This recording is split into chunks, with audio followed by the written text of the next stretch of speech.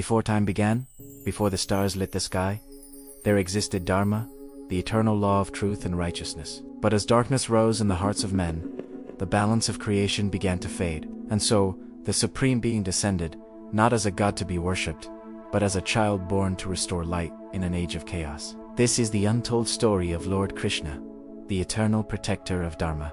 It was midnight in the Crow King Kemsa, haunted by a prophecy, had imprisoned his own sister Devaki and her husband Vasudha. He was told, "The 8th child of Devaki will be your death."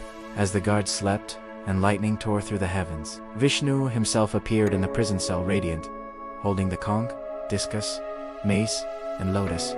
"Devaki, fear not, I shall be born as your son, to destroy evil and restore balance."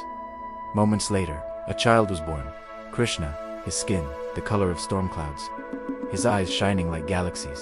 Vasudeva carried the newborn across the Yamuna river, which parted to make way for the divine. At dawn, the prophecy had begun. In Gokul, Krishna grew up as a simple cowherd, stealing butter, dancing with the gopis, and spreading laughter wherever he went.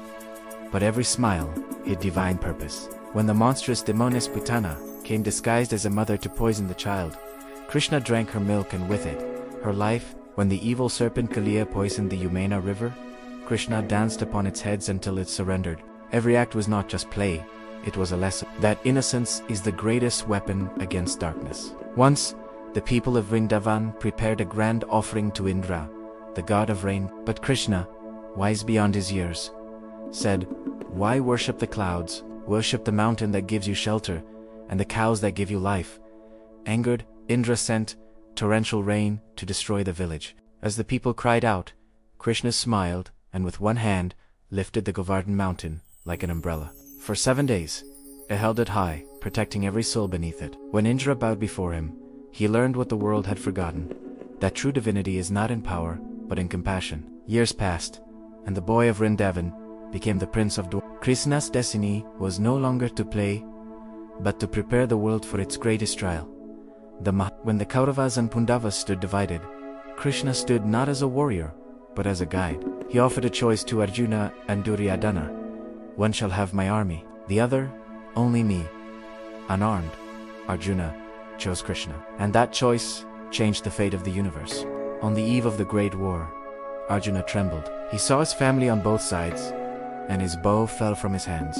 In that moment, Krishna revealed his true form.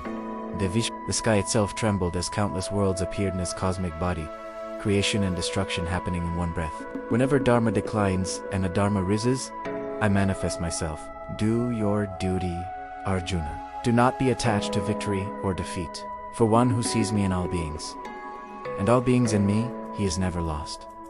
The words of the Bhagavad Gita became the eternal guide for all who walk the path of truth. When the war ended, the world wept. Krishna had fulfilled his purpose, but every avatar must return to the infinite. Years later, as he sat under a peepal tree, a hunter's arrow pierced his foot. But Krishna smiled, for he knew the cycle was complete. As the earth darkened, his body vanished into light, and only his flute remained, whispering through the wind, "Whenever there is darkness, I shall return."